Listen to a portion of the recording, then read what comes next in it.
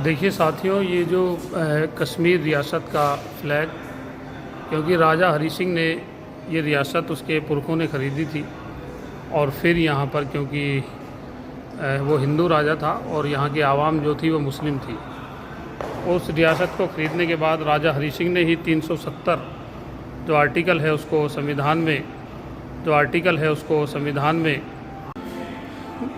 देखिए साथियों, ये इस वक्त जहाँ मैं खड़ा हूँ ये सेलुलर जेल का मेन गेट है और अब आपको अंडमान निकोबार जाने की ज़रूरत नहीं है।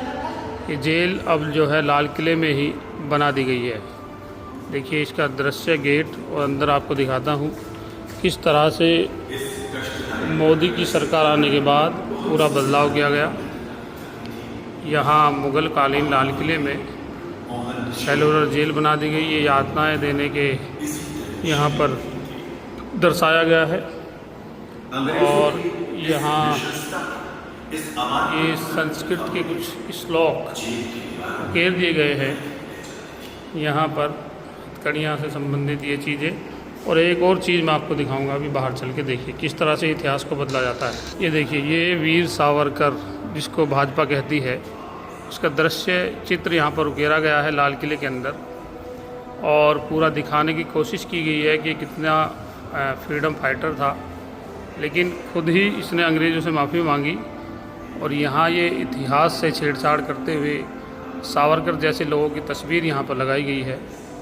ये दिखता है यहाँ पर कि जब सत्ता हाथ में आ जाती है तो किस तरह से बदलाव किए जाते हैं, ये साफ यहाँ पर दिखता है। और भाजपा सावरकर को हीरो बना के पेश करना चाहती है, लेकिन ये साफ दिख रहा है कि मुग़ल कालीन लाल किले में किस तरह से सावरकर को यहाँ पर दर्शाया गया है।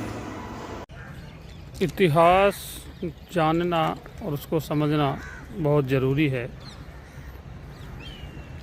इतिहास से हमें भविष्य निर्माण में मदद मिलती है और वर्तमान को जीने का तरीका भी पता चलता है।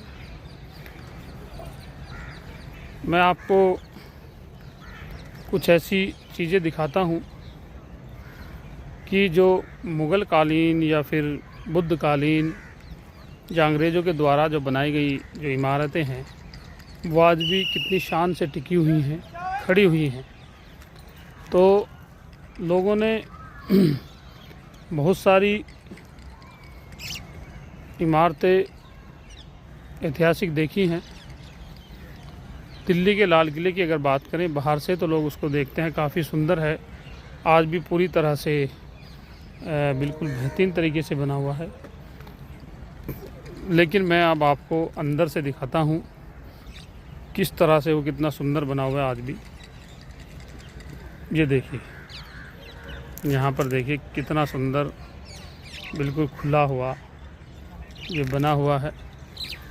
ये देखिए, ये निर्माण जो सामने है ये अंग्रेज़ों के द्वारा बनाया गया। बाद में जब अंग्रेज़ों ने यहाँ पर जो है सत्ता संभाली, जब मुग़ल यहाँ से उनको गिरफ़्तार कर लिया गया, उनको यहाँ से बेदखल कर दिया गया। ये देखिए, बाहर से तो दीवार आपने देखी होगी, अंदर की दीवार है। देखिए वो लाल किले की ये अंदर से दीवार, जो आपको कमरे नज़र आ रहे हैं इनमें सैनिक रहा करते थे, घुड़सवार रहा करते थे, घोड़े रहा करते थे। ऊपर दीवार बहुत चौड़ी है और वो एक गुंबद आज भी लहराता हुआ। देखिए शाम का वक्त है, कितना प्यारा ये गुंबद लग रहा है, बहुत बेहतरीन। ये देखिए कितना बेहतरीन ये सारा, क्योंकि दीवारें इसलिए चौड़ी हुआ करती थी कि ताकि उस पर घुड़सवार, तोप और सैनिक जो है बड़ी तादाद में आ सकें। ये पूरा यहाँ मैदान होता था क्योंकि यहाँ सैनिक होते थे। साथियों, कलम में वो ताकत होती है जो कई हज़ार गोलियों से भी ताकतवर होती है और कलम से क्रांति पैदा होती है।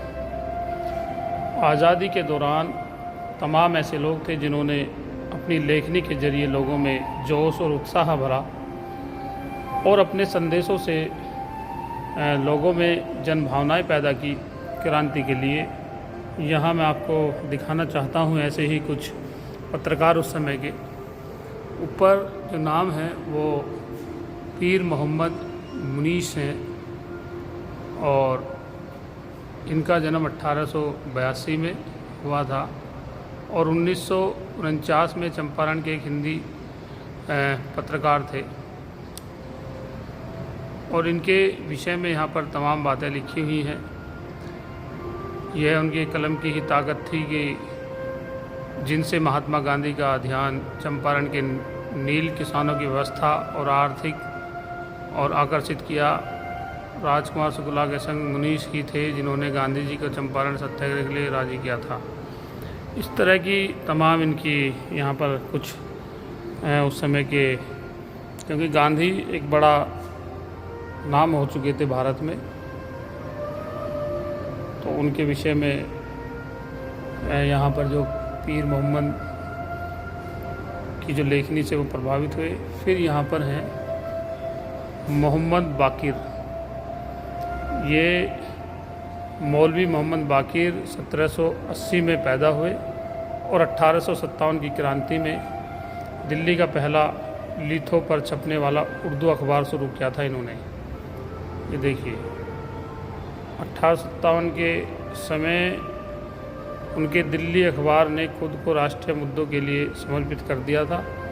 10 मई 1857 को विद्रोह का बिगुल बजने के बाद उन्होंने अखबार का नाम अखबार उज़ ज़फ़र कर दिया था। 14 सितंबर को जब अंग्रेज़ी फ़ौज दिल्ली के अंदर दाखिल हुई तो गिरफ़्तार किए जाने वालों में वह पहले व्यक्ति थे। 16 सितंबर को उनको मेजर हडसन के सामने लाया गया जिसने उनको गोली मारने के आदेश दिए। इसके साथ वे देश के लिए शहीद होने वाले पहले पत्रकार बने। तो अंदाज़ा लगा सकते हैं कि आज़ादी में एक धर्म नहीं, हिंदू मुस्लिम सिख ईसाई तमाम लोग, चाहे वो दलित हो चाहे वो मुस्लिम हो, देखिए किस तरह से इनको मारा गया, तोप से उड़ाया गया। तो कुछ लोग श्रेय खुद लेते हैं, लेकिन बड़ा रोल रहा आज़ादी की इस आंदोलन में तमाम लोगों का। उसमें मुस्लिम भी बड़ी तादाद में थे, उसमें दलित भी बड़ी तादाद में थे, उसमें सिख भी बड़ी तादाद में थे, तमाम लोग मौजूद थे इस तरह के। तो इतिहास को पढ़ना पड़ेगा तभी कुछ चीज़ें समझ में आएंगी। मुंडा झारखंड की धरती पर पैदा हुए 1875 को और 1900 में जो है मुंडा कबीले के एक क्रांतिकारी नेता थे, यंग उम्र में थे। 3 मार्च 1900 को अंग्रेज़ों के द्वारा बिरसा मुंडा को जो है गिरफ़्तार कर लिया गया और फिर उनको जो है 9 जून 1900 में 25 वर्ष की आयु में जेल के अंदर ही उनको मार दिया गया, ये कह सकते हैं। और ये देखिए मुंडा, ये आदिवासी समाज से थे। मैं आपको एक और महत्वपूर्ण जगह दिखाता हूँ कि किस तरह से जो लोग थे, राजा राजवाड़े थे, जहाँ वो रहते थे, किला तो आपने देखा होगा, लेकिन वो पानी कैसे पीते थे वो एक बड़ी जो है रहस्यमय रहती थी। अक्सर ज़्यादातर लोग आप जाएंगे किलों में तो वहाँ आपको पानी के लिए जो व्यवस्था थी उसको ज़्यादातर लोग देख नहीं पाते या दिख नहीं पाती या उसका इतना प्रचार नहीं किया जाता। मैं आपको दिखाना चाहता हूँ ये लाल किले के अंदर जब मुग़ल यहाँ पर रहते थे, अंग्रेज़ भी रहते थे, तो ये देखिए मुग़ल कालीन बावड़ी है पूरी, देख सकते हैं।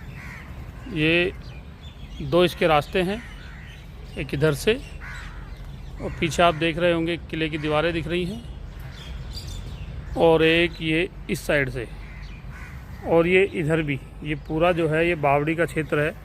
ये जो जीना आप देख रहे हैं ना, ये जीना ऊपर जाता है, वहाँ एक छत है लकड़ी की, आज भी आपको नज़र आ रही होगी।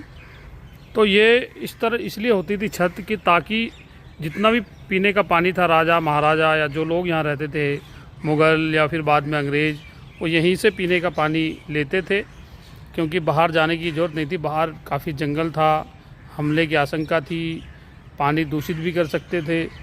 तो ये पानी का जो क्षेत्र था इतना खुफिया होता था, यहाँ आने की किसी को इजाज़त नहीं होती थी।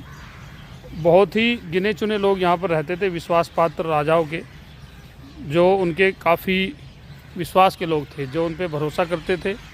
और देखिए यहाँ पर जो है एक चीज़ और आपको दिखाता हूँ कि इसकी सुरक्षा के लिए नीचे इस तरह से जो है कमरे नुमा बरामदा नुमा बनाए गए हैं। इनमें सैनिक रहते थे, ये उस तरफ भी हैं और इस तरफ भी। बाद में अंग्रेज़ों ने इसको जेल भी बनाया, कुछ लोगों को कैद भी यहाँ पर करते थे, उधर जेल है एक। तो ये इस तरह से बनाया जाता था ताकि लोग यहाँ तक पहुँच ना पाएँ, पानी में जहर ना मिला दें, जिससे कि पूरा पानी दूषित ना हो जाए। और मैं आपको एक और चीज़ दिखाता हूँ, आइए, किस तरह से इतिहास को बदला जाता है। जो क्षेत्र है पूरा, इस बावड़ी का क्षेत्र है पूरा चारों तरफ से। और अब जो है हिस्ट्री को मिटाने के लिए, जैसे बुद्ध की हिस्ट्री मिटाई गई, इसी तरह से देखिए यहाँ पर अब एक मंदिर स्थापित कर दिया गया है। हालांकि ये मुग़ल कालीन स्मारक है, लेकिन यहाँ अब देखिए मंदिर बनाने की कवायद चल रही है। धीरे धीरे ये 10-20 साल में विवाद का कारण होगा और फिर इस पे हिंदू मुस्लिम जंग मचेगी। तो इसी तरह से इतिहासों को मिटाया जाता है। जिसकी सत्ता होती है वो इस तरह के षड्यंत्र करके इतिहास को मिटाने की पूरी साजिश जो है करते हैं। लेकिन ये गलत है। आज आपकी सत्ता है, कल नहीं है, परसों किसी और की है। तो इस तरह से जो साजिश के तहत ये काम किए जा रहे हैं, ये भविष्य में लोगों में जहर घोलने का काम करेंगे। लाल किले के अंदर इस तरह के 2-3 मंदिर जो है छोटे छोटे बनाए जा रहे हैं। और जाहिर सी बात है 10-20 साल में ये बड़े होंगे, लोगों को इतिहास बताया जाएगा और फिर एक इतिहास को मिटाया जाएगा। जैसे सम्राट अशोक के स्पूतों को विलुप्त किया गया, लेकिन फिर भी बुद्ध जो है धरती फाड़ के निकलते हैं, वैसे ही यहाँ पर भी तैयारियाँ चल रही हैं। उसको समय रहते जागरूक लोगों को आगे आकर इस ऐसी चीज़ों को जो है विरोध करें ताकि भाईचारा बना रहे। देखिए लाल किले के अंदर मंदिर बनाया जा रहा है, देखिए ठीक है जी, ये मुग़ल कालीन है और मंदिर बनाया जा रहा है।